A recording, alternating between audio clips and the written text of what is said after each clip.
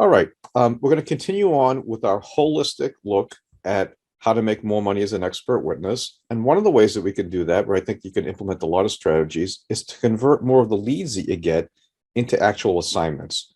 And the things that you can do to control that, your percentage of cases that you convert. And that's what we'd like to discuss in this next section. So typically, as an expert witness, you're going to get inquiries. Hey, I'm thinking about hiring you, either on the phone or via email. And what we would like to discuss now is, turning more of those of cases that you want and you're qualified for, not just any case, but cases that you want, you're qualified for, you have the bandwidth to handle, that you want to take the case, making sure you get hired. And again, there's things that you can do. So let's go to our course book. I'm smart enough to share my screen here, Kelly. Look at that. And go through some techniques we have here. So number one, so most inquiries these days come via email. That is actually not correct. It really depends upon the expert. Some experts that we deal with say that 90% of their inquiries come on the phone. Some say that 90% come via email. Some get it half and half. It really varies upon the expert and maybe how the expert is promoting themselves. But let's just say that a lot of inquiries will come via email.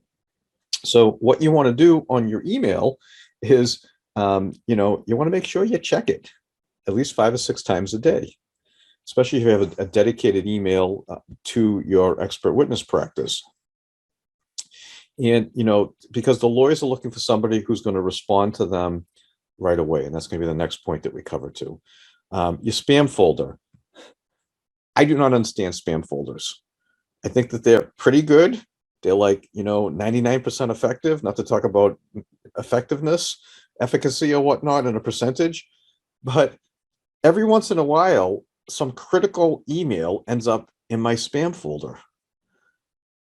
We've had experts that call us up and they're like, yeah, we haven't got a referral from you guys in months. Did you check your spam folder? Oh, like, it spits out all these cases that they missed. So you definitely want to be on top of that. Try to check that, and to make sure that your case referrals are not going in your spam folder. And then point number C is when you get an email, a lawyer will often send an email off to you. And what you want to do is you want to be very, very, very careful in how you respond. And what you don't want to do is well, let me take a step back. In many jurisdictions, the emails that you send back and forth to retaining counsel are going to be discoverable, which means that the opposing side will have access to those emails. And so you want to be extremely careful of not creating any problems for yourself and your client, the lawyer, by putting dumb stuff in an email. So when you communicate with a lawyer via email, you want it to be very, very bare bones. Yes, I can talk to you at 3:30. No, that date doesn't work for me. Here's my bill. Innocuous stuff like that. Can you please give me directions to the courthouse? All perfectly fine for email. Talking about the substance of the case is not a good idea on email in most jurisdictions in jurisdictions where emails are discoverable, which there's a lot of jurisdictions like that. So let's show an example of this if I am able to do so. So this is a real inquiry that was forwarded to us by a doctor, and she was contacted on April 3rd, and this is a few years ago now. And it starts off that we're looking for a pediatrician. You can see this here under hello, for a medical malpractice case with the following facts. And what is this expert asked? The expert is asked, please advise with your CV and fee schedule if you're interested. And then the lawyer goes through, this is a typical inquiry email, kind of what the facts of the case are. Okay, so please send me your CV and fee schedule. Does the expert who is potentially interested send her a CV and fee schedule? No, she doesn't. She writes back with a substantive email, which completely and totally torpedoes any chance she has to be hired in the case because she just created a discoverable document. I would need to know which specific vaccine preventable illnesses the child had actually had and what other underlying medical problems the child had. right? So what if in a case she testifies, this email comes out and she doesn't know that information? She's going to be fish in a barrel. Lawyer's going to rip her apart.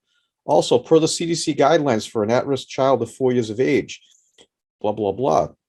Um, all these thoughts that are coming in the record. The only thing that I might not agree with is the number of vaccines needed. She's giving opinions before she's even read the records in the case.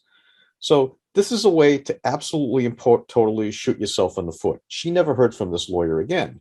So when the lawyer asks you to please advise with your CV and fee schedule if you're interested, send your CV and fee schedule. Do not send a treatise with all the things that you will need and all the problems a lawyer has with his case that's then going to be discoverable, that a lawyer would no way in a million years want to hire you after that, because you've got this big handicap.